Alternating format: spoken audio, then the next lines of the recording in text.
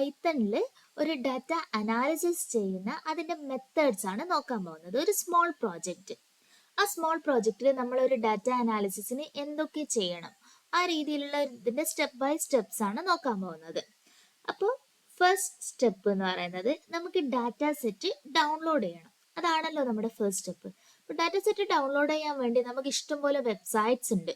അത് ഏത് വേണ്ടിക്കലും നമുക്ക് യൂസ് ചെയ്യാം. അതിലൊരു എക്സാമ്പിൾ ആണ് കാഗിൾ എന്ന് പറഞ്ഞ വെബ്സൈറ്റ്.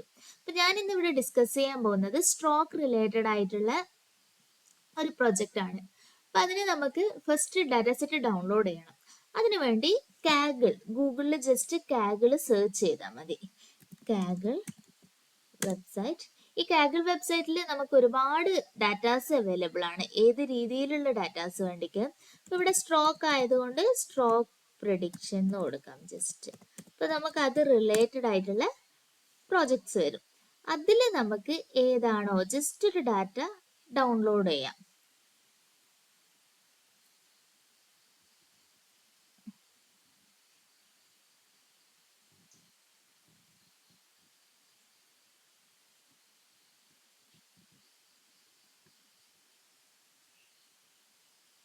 ഓക്കെ, ഇവിടെ നിന്ന് നമുക്ക് ഇതാ ഡാറ്റ സെറ്റ് ഡയറക്റ്റ് ഈ ഡൗൺലോഡ് കൊടുത്താൽ മതി. ഈ ഇൻപുട്ടിൽ പോയി ഇവിടെ ഡൗൺലോഡ് കൊടുത്തു കഴിഞ്ഞാൽ നമ്മുടെ ഡാറ്റ സെറ്റ് നമ്മുടെ സിസ്റ്റത്തിലേക്ക് ഡൗൺലോഡ് ചെയ്യും. ഇവിടെ ഇപ്പൊ ഗൂഗിൾ സൈൻ ഇൻ കൊടുത്താൽ മതി.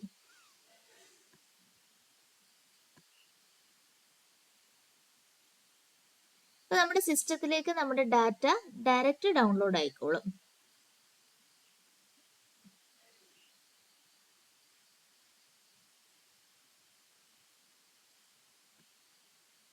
പിന്നെ സിസ്റ്റത്തിലേക്ക് ഡാറ്റ ഡൗൺലോഡ് ചെയ്ത് കഴിഞ്ഞു.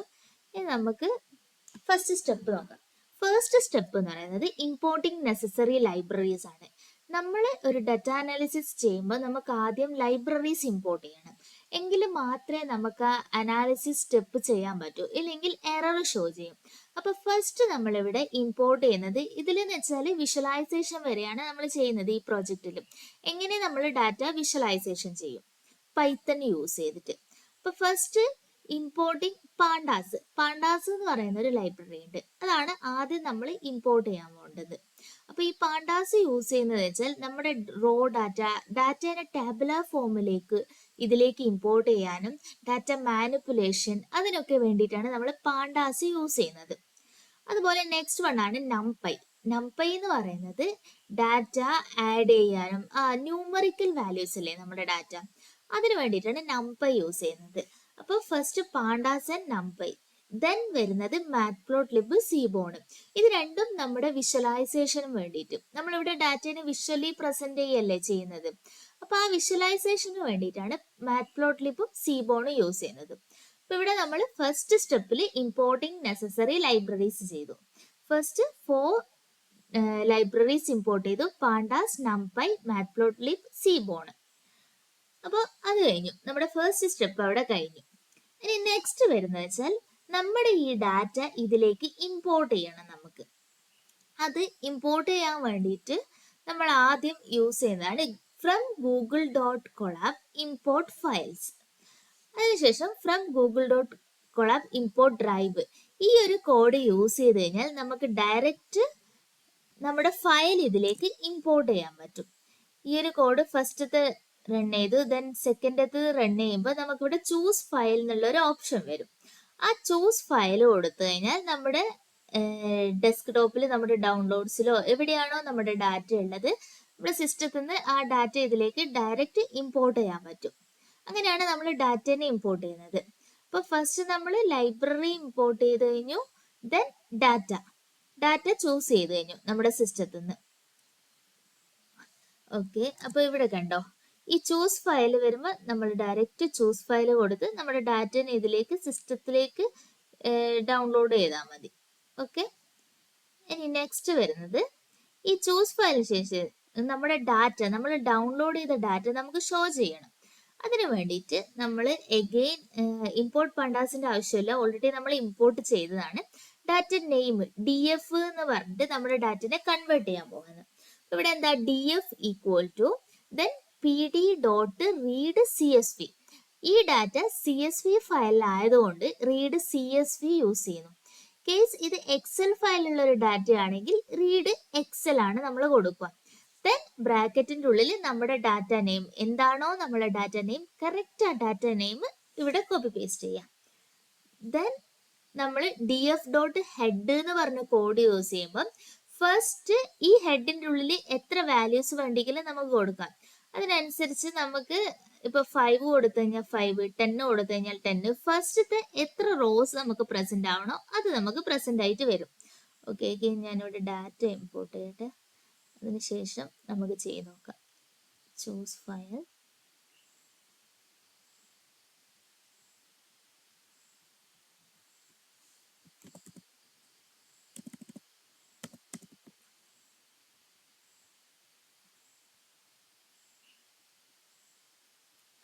ഓക്കെ, ഇതിപ്പോ എന്റെ ഡാറ്റ സെറ്റ് ഞാൻ ഇമ്പോർട്ട് ചെയ്തു.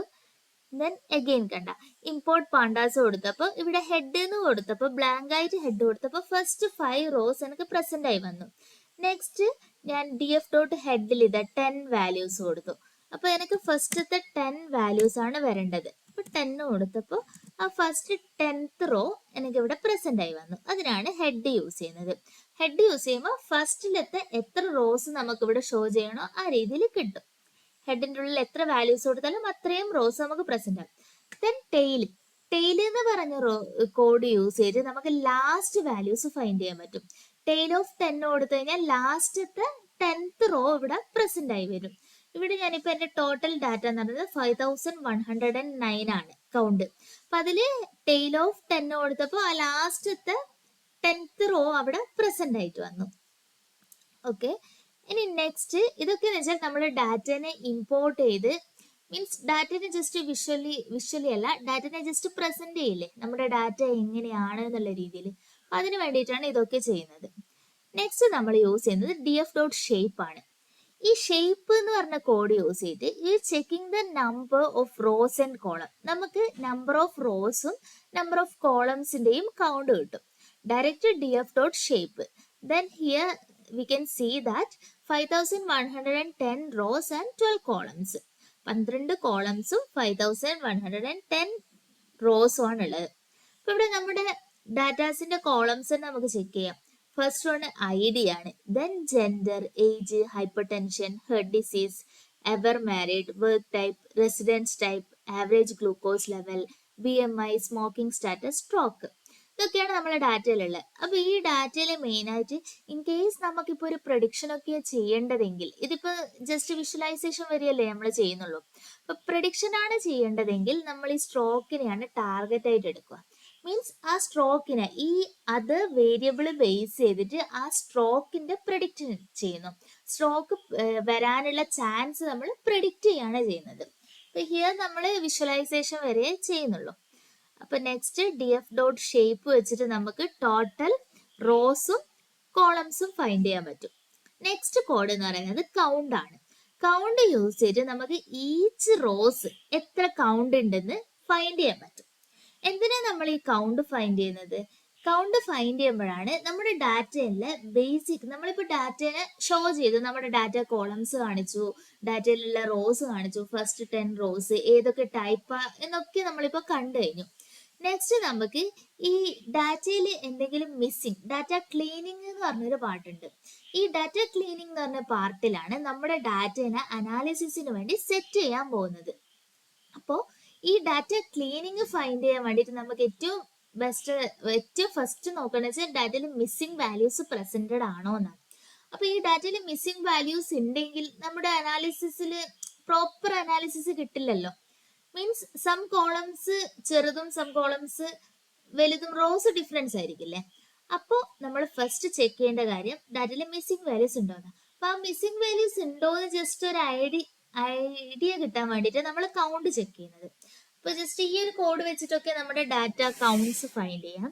ദെൻ ഹിയർ കൗണ്ട് യൂസ് ചെയ്യുമ്പോൾ തന്നെ നമുക്ക് ഫൈൻഡ് ചെയ്യാൻ പറ്റും. അപ്പൊ ID എന്ന് പറയുന്നത് 5110 ഉണ്ട്, ജെൻഡർ 5110 ഉണ്ട്. ബട്ട് നമുക്ക് BMIയുടെ കേസ് നോക്കുമ്പോൾ 4909 മാത്രമേ ഉള്ളൂ. മീൻസ് BMIയിൽ സംതിങ് മിസ്സിംഗ് ആണ്. അപ്പൊ BMIയിൽ മിസ്സിംഗ് ആണ് ഓൾറെഡി നമുക്ക് മനസ്സിലായി കൗണ്ട് യൂസ് ചെയ്തിട്ട്. ഇനി നെക്സ്റ്റ് കോഡ് എന്ന് പറയുന്നത് df.info. ഈ df.inform എന്ന് പറഞ്ഞ കോഡ് യൂസ് ചെയ്തിട്ട് നമുക്ക് ഡാറ്റയുടെ വോൾ ഇൻഫോർമേഷൻ കിട്ടും. എന്തൊക്കെയാണ് നമ്മുടെ ഡാറ്റ ഇൻഫോർമേഷൻസ്? അപ്പൊ ഹിയർ നമുക്ക് ഔട്ട്പുട്ട് തന്നെ കാണാം. ഫസ്റ്റ് ID എന്ന് പറയുന്നത് 5110 നോൺ നൾ വാല്യൂസ്, അതിൽ മിസ്സിംഗ് പ്ലേസസ് ഇല്ല, count. Then data types integer ആണ്. ദെൻ ജെൻഡർ എന്ന് പറയുന്നത് ഒബ്ജക്റ്റ് ആണ്. ഡാറ്റ ടൈപ്സ് ഒബ്ജക്റ്റ് എന്ന് പറയുന്നത് ജെൻഡറിൽ ഇപ്പം മെയില് ഫീമെയിൽ എന്നുള്ള രീതിയിലായിരിക്കും ഉണ്ടാവുക, കാറ്റഗറൈസ് ആയിട്ടാണ്. അപ്പൊ അത് ഒബ്ജക്റ്റ് ടൈപ്പ് ആണ്. ഏജ് ഫ്ലോട്ടിലാണുള്ളത്. അപ്പൊ മേ ബി നമുക്ക് ഈ ഇതിൽ വെച്ചിട്ടെന്ന് വെച്ചാൽ ഈ ഡാറ്റയുടെ ഇൻഫോർമേഷൻ ഡാറ്റ ടൈപ്സ് ഡിഫറെന്റ് ആണെങ്കിൽ നമുക്കത് ചേഞ്ച് ചെയ്യേണ്ടി വരും. അതൊക്കെ ഡാറ്റ ക്ലീനിങ് പാർട്ടിൽ വരുന്നതാണ്. നമ്മുടെ ഡാറ്റനെ സെറ്റ് പെർഫെക്റ്റ് ആക്കി വെക്കുകയാണ് ചെയ്യുന്നത് നമ്മൾ ഡാറ്റ ക്ലീനിങ് പ്രോസസ്സിൽ. അപ്പൊ ഈ ഇൻഫോർമേഷൻ ബേസ് ചെയ്തിട്ട് നമ്മൾ ചെക്ക് ചെയ്യാം എന്തൊക്കെ ചേഞ്ചസ് നമുക്കിവിടെ മാറ്റം വരുത്തണം എന്നുള്ള രീതിയിൽ.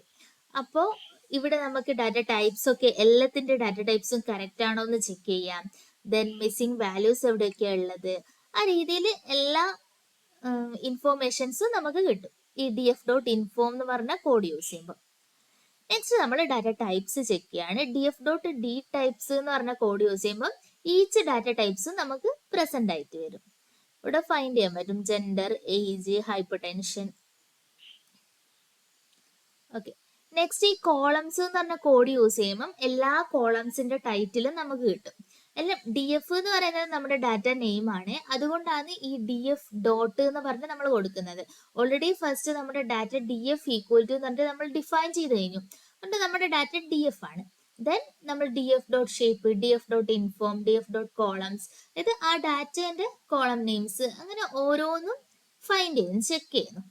ദെൻ ഇതൊക്കെയാണ് ഇവിടെ ഏജ് കോളംസ് വരുന്നത്. ദെൻ യുണീക്ക് എന്ന് പറഞ്ഞ കോഡ് യൂസ് ചെയ്തിട്ട് നമുക്ക് എത്ര യുണീക്ക് വാല്യൂസ് ഉണ്ടെന്ന് ഫൈൻഡ് ചെയ്യാം.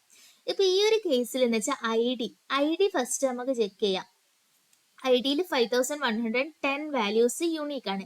അപ്പൊ ID എപ്പോഴും നമുക്ക് യുണീക്ക് ആയിട്ടാണല്ലോ പ്രസന്റ് ആവേണ്ടത്. മീൻസ് ID എപ്പോഴും നമുക്ക് യുണീക്ക് ആയിരിക്കണം.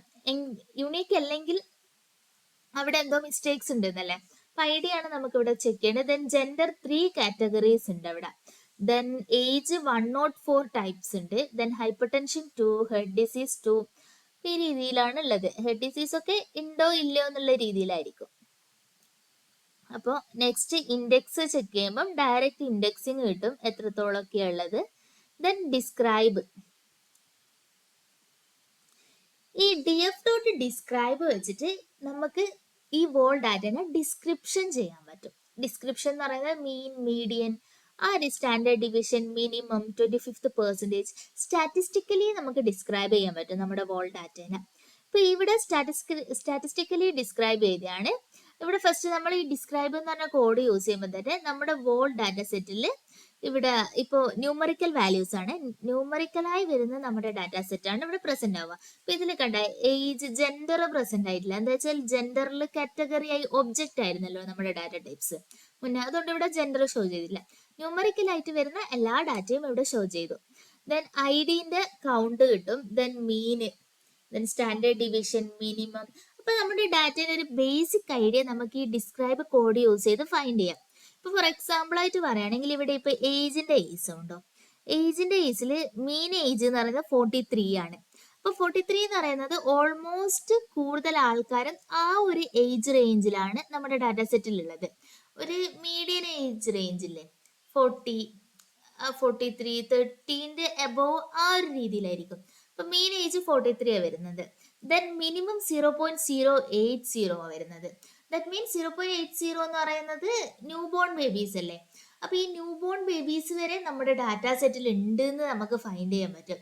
ബട്ട് ചിലപ്പോൾ അത് ബൈ മിസ്റ്റേക്സ് ആയിരിക്കാം, ചിലപ്പം റെയർ കേസ് ആണ്. മീൻസ് ഏതെങ്കിലും ഒരു കുട്ടിക്ക് സ്ട്രോക്ക് വന്ന് ഇല്ല, അല്ലെങ്കിൽ ചിലപ്പോൾ നമ്മുടെ ഡാറ്റയിൽ ജസ്റ്റ് ന്യൂ ബോൺ ബേബീസിനെ കൂടി ആഡ് ചെയ്തതായിരിക്കാം. ആ രീതിയിൽ നമുക്ക് ഫൈൻഡ് ചെയ്യാൻ പറ്റും. ദെൻ മാക്സിമം ഏജ് എന്ന് പറയുന്നത് 82 ആണ്. 82 വരെയുള്ള ആൾക്കാരെ ഡാറ്റയെ നമ്മുടെ കയ്യിലുള്ളൂ. അതിനുശേഷമുള്ള ആൾക്കാർ, ഏജ് ഉള്ള ആൾക്കാരെ ഇല്ല.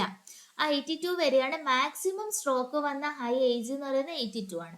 അപ്പൊ ആ രീതിയിൽ നമുക്ക് ഇത്, ഞാനിപ്പോ ഏജിന്റെ കേസാ പറഞ്ഞിട്ടുള്ള, ഹൈപ്പർ ടെൻഷൻ, ഹെർട്ട് ഡിസീസ്, ആ രീതിയിൽ ഒരു ബേസിക് ഐഡിയ കിട്ടാൻ വേണ്ടിയിട്ടാണ് നമ്മൾ ഡിസ്ക്രൈബ് ചെയ്യുന്നത്, വോൾ ഡാറ്റേനെ ഡിസ്ക്രൈബ് ചെയ്യുന്നത്. ഇപ്പൊ ഈ ഒരു കേസിൽ തന്നെ സ്ട്രോക്കിന്റെ കേസ് നോക്കും. സ്ട്രോക്കിൽ രണ്ട് കാറ്റഗറി അല്ലേ ഉള്ളത്, സീറോവും വണ്ണും. സീറോ എന്ന് പറയുന്നത് സ്ട്രോക്ക് വന്നതും, വൺ എന്ന് പറയുന്നത് സ്ട്രോക്ക് വരാത്തത്. അല്ല വൺ ആ രീതിയിലാണ് ഉള്ളത്. അല്ല, സീറോ എന്ന് പറയുന്നത് സ്ട്രോക്ക് വരാത്തതും, വൺ എന്ന് പറയുന്നത് സ്ട്രോക്ക് വന്നതും. അപ്പൊ നമുക്ക് ഇവിടെ ഫൈൻഡ് ചെയ്യുമ്പോൾ ഓൾമോസ്റ്റ് മിനിമം സീറോ ആണ്, മാക്സിമം 25% സീറോ ആണ്, 50% സീറോ ആണ്, 75% സീറോ ആണ്. മാക്സിമത്തിൽ മാത്രമേ വണ്ണുള്ളൂ. അതിന്റെ അർത്ഥം ഓൾമോസ്റ്റ് കുറേ ഡാറ്റ സെറ്റും മിനിമം മാക്സിമം 75% വരെ സീറോ ആണ്. ദാറ്റ് മീൻസ് ഓൾമോസ്റ്റ് എല്ലാം 75% ഡാറ്റ സെറ്റും സ്ട്രോക്ക് ഇല്ലാത്ത ആൾക്കാരാണ്. സ്ട്രോക്ക് വന്നത് വളരെ കുറച്ച് മാത്രമേ ഉള്ളൂ. ഈ രീതിയിൽ നമുക്ക് ഡാറ്റേനെ ഒരു ബേസിക് ഐഡിയ കിട്ടാൻ വേണ്ടിയിട്ടാണ് നമ്മൾ ഡിസ്ക്രൈബ് ചെയ്യുന്നത്. ഓക്കെ, ഇനി നെക്സ്റ്റ് സ്റ്റെപ്പ് എന്ന് വെച്ചാൽ നമ്മുടെ ഡാറ്റ മിസ്സിംഗ് വാല്യൂസ് ഫൈൻഡ് ചെയ്യുന്നു. നമ്മുടെ ഡാറ്റയിൽ എത്ര മിസ്സിംഗ് വാല്യൂസ് ഉണ്ടെന്ന് ഫൈൻഡ് ചെയ്യാൻ വേണ്ടി നമ്മൾ യൂസ് ചെയ്യുന്നതാണ് df.isNull.sum എന്ന് പറഞ്ഞിട്ട്. അപ്പൊ ഇതിൽ മിസ്സിംഗ് വാല്യൂസ് നമുക്ക് ഓൾറെഡി നമ്മൾ ഫൈൻഡ് ചെയ്തതാണ്. BMI മിസ്സിംഗ് വാല്യൂസ് ഉണ്ട്. അപ്പൊ ഇവിടെ നമുക്ക് അതിന്റെ കൗണ്ട് കിട്ടി. BMI do not want missing values present ആണ്. അപ്പൊ ആ മിസ്സിംഗ് വാല്യൂസിനെ നമുക്കിനി ഹാൻഡിൽ ചെയ്യണം. അപ്പൊ ഹിയർ അഗെയിൻ ഞാൻ ജസ്റ്റ് എൻ്റെ കാറ്റഗറിക്കൽ വേരിയബിൾസിനെയൊക്കെ പ്രിന്റ് ചെയ്തു. ഇതൊക്കെയാണ് എൻ്റെ കാറ്റഗറിക്കലുള്ളത്. Gender, ever married, work type, residence type, smoking status, ഇതൊക്കെ കാറ്റഗറിക്കൽ വേരിയബിൾ ആണ് എൻ്റെ. ദെൻ കണ്ടിന്യൂസ് വേരിയബിളും just age, glucose level, BMI, ഇതൊക്കെ എൻ്റെ കണ്ടിന്യൂസ് വേരിയബിളും.